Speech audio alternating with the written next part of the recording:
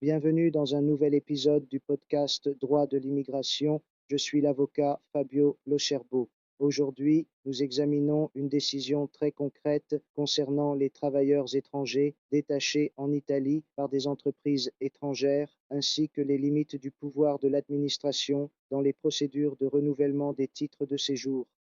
Il s'agit d'un arrêt du tribunal administratif régional des Marches, publié le 2 avril 2026, relatif au recours inscrit au numéro du rôle général 454 de 2025.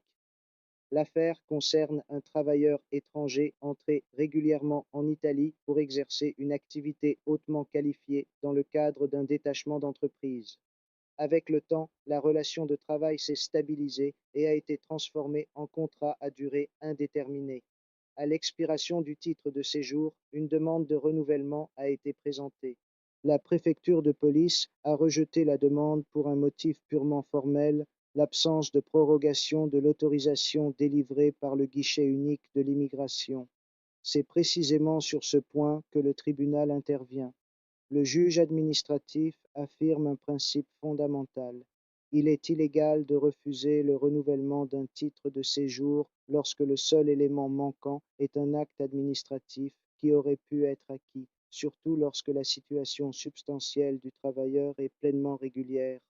En l'espèce, le travailleur avait toujours exercé son activité auprès de la même entreprise, disposait d'un contrat de travail à durée indéterminée, n'avait pas dépassé la durée maximale de 5 ans prévue pour le détachement et ne présentait aucun profil de dangerosité ni d'irrégularité. Autrement dit, toutes les conditions substantielles du séjour étaient réunies. Le tribunal rappelle également un principe classique du droit administratif.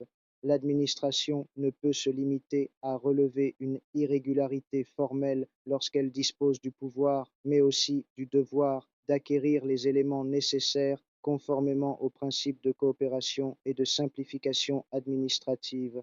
Un autre aspect mérite d'être souligné. Au cours de la procédure, l'administration a tenté de justifier le refus en introduisant une nouvelle motivation relative à la qualification du travailleur.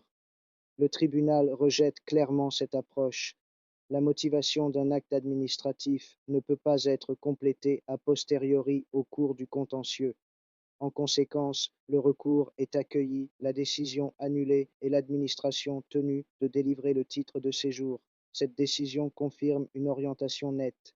En droit de l'immigration, comme en droit administratif en général, la substance doit prévaloir sur la forme, surtout lorsque l'étranger présente une situation stable et régulière, notamment sur le plan professionnel, et surtout, il n'est pas acceptable que l'individu subisse les conséquences des retards ou des inefficiences de l'administration. À bientôt pour un prochain épisode.